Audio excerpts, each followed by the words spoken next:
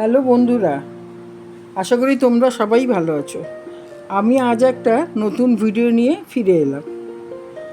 আজ আমি একটা ইউনিক রান্না করে দেখাবো। আগের ভিডিওটা তোমাদের ভালো লেগেছে দেখে আমি খুব খুশি হয়েছি। তোমরা সবাই চিকেন রেজালা খেয়েছো, কিন্তু ফিশ রেজালা খেয়েছো কি? আজ আমি সেটা করে দেখাবো।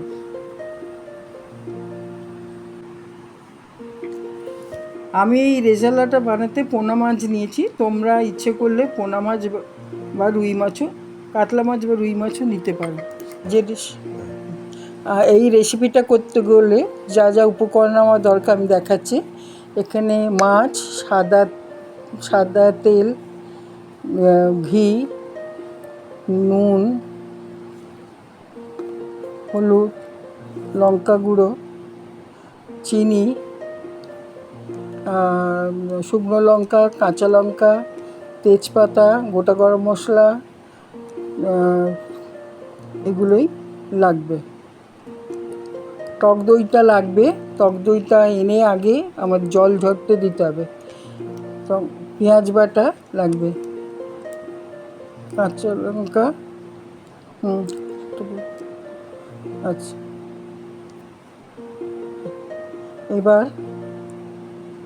এবার আমি মাছগুলোতে হলুদ নুন মাখিয়ে নিয়েছি।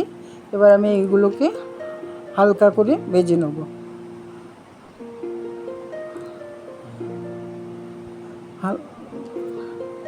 এবার আমি কড়াতে মাছগুলো ভাজার জন্য দেবো। গরম হয়ে এলে আমি এটা দেবো। মাছগুলো আস্তে আস্তে আমি কড়াই দিচ্ছি।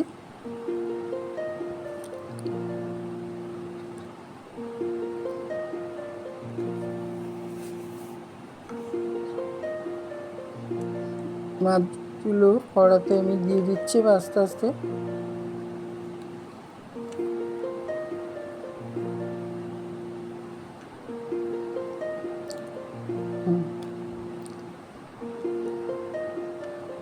দিয়ে একটু ভাজতে সময় লাগবে। একটা পিঠ হয়ে গেলে তারপরে আমার এটা উল্টে নেবো। এটা খুব হালকা করে ভাজা হবে। মাছ ভাজা হয়ে গেছে, আমি এবার তেল থেকে এগুলো তুলে নিচ্ছি।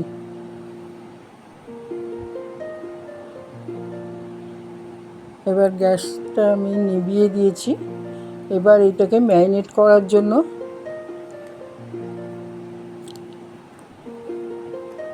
করাটা কীভাবে করবো তোমাদের তা দেখাচ্ছি। টক দইটা নিয়েছি, ফেটিয়ে রেখেছি। টক দই ফেটাবার সময় একটু আটা দিতে হবে। আটা দিয়ে টক দইটা ফেটালে ওইটা ছানা ছানা মতন হবে না। টক দই নিয়েছি, তারপরে নিলাম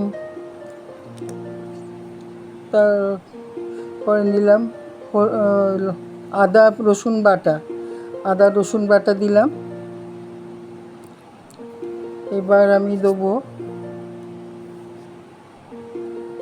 এবার আমি পেঁয়াজ বাটাটা দিয়ে দিলাম।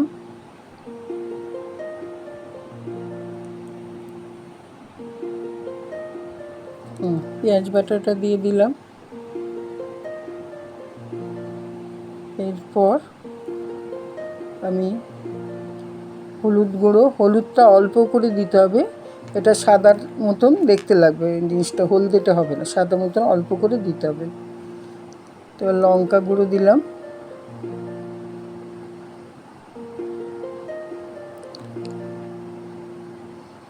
তারপরে আমি নুন দিলাম।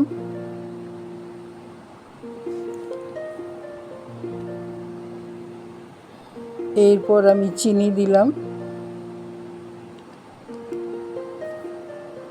এইগুলো তোমাদের স্বাদ অনুযায়ী তোমরা দেবে। এরপর কাঁচা লঙ্কা দিলাম, গোটা গরম মশলা দিলাম। দিয়ে এটা ভালো করে মিশিয়ে নিতে হবে।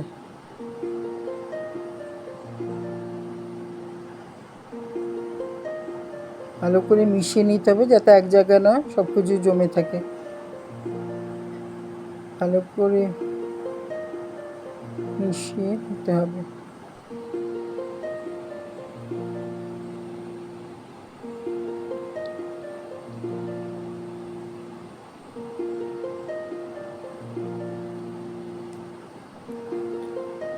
আমার মেশানোটা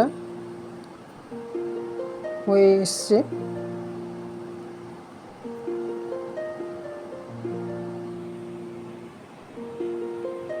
এবার আমি ওর মধ্যে মাছগুলো সব দিয়ে দেবো। মাছগুলোর মধ্যে দিয়ে দিলাম, যাতে সব কটা মাছ ওই গ্রেভিটার মধ্যে ডুবে থাকে। সেইভাবে আমাকে দইটা ওর মধ্যে দিয়ে দিতে হবে, ভালো করে মাখিয়ে।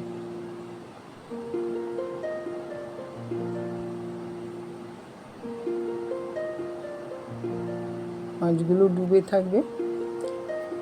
এটা আমি ম্যারিনেট করে রাখলাম 1 ঘন্টার জন্য।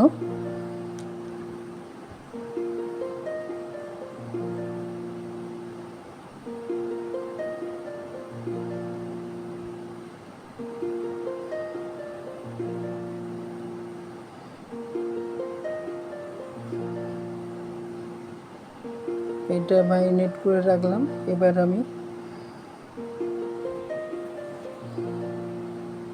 এবার আমি ঢাকা দিয়ে ওটা রেখে দিলাম।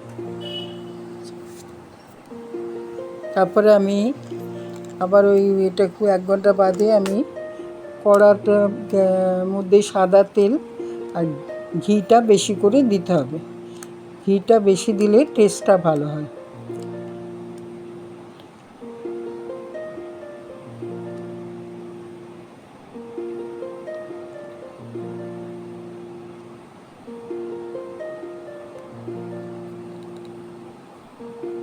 ঘিটা ভালোভাবে গরম হয়ে গেলে, ঘিটা ভালো করে গরম হতে হবে। গরম হয়ে গেলে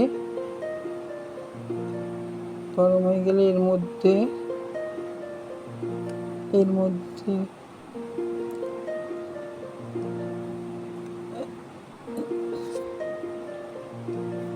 ঘি গরম হয়ে এসছে। এবার এর মধ্যে আমি শুকনো লঙ্কা, এর মধ্যে আমি গোটা গরম মশলা, শুকনো লঙ্কা আর তেজপাতা দিয়ে নাড়ব।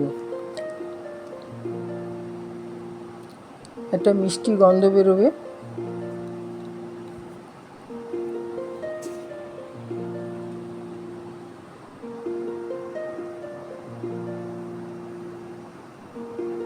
মিষ্টি আস্তে আস্তে একটা মিষ্টি গন্ধ বেরোবে।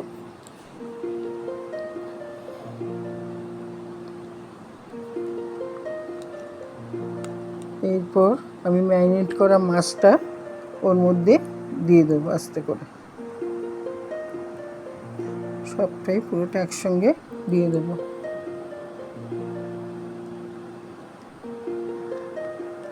এখানে বেশি জল দেওয়া যাবে না, মশলার বাটিটা ধুয়ে একটু জল দেওয়া যাবে।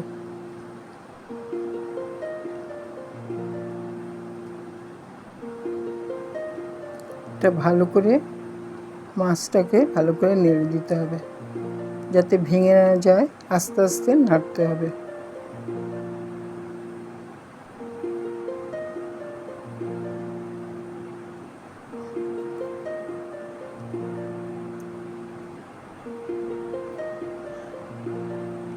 ভালো করে ফুটে এলে,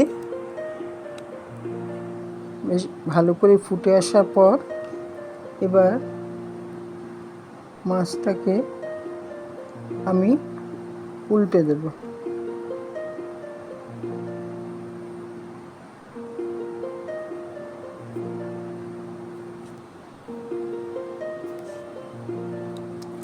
মাছটা ফুটছে। তারপরে ওইটা আমি আমার পাত্রের মধ্যে, ওইটা হয়ে গেছে, ওইটা ঢেলে দেবো। ঢেলে দিয়ে এবার গার্নিশিংয়ের জন্য আমি লঙ্কা কুচি ওর উপর ছড়িয়ে দেবো। আমার ফিশ রেজালা এখানেই এভাবেই করে দেখালাম। আশা করি তোমাদের ভালো লাগবে।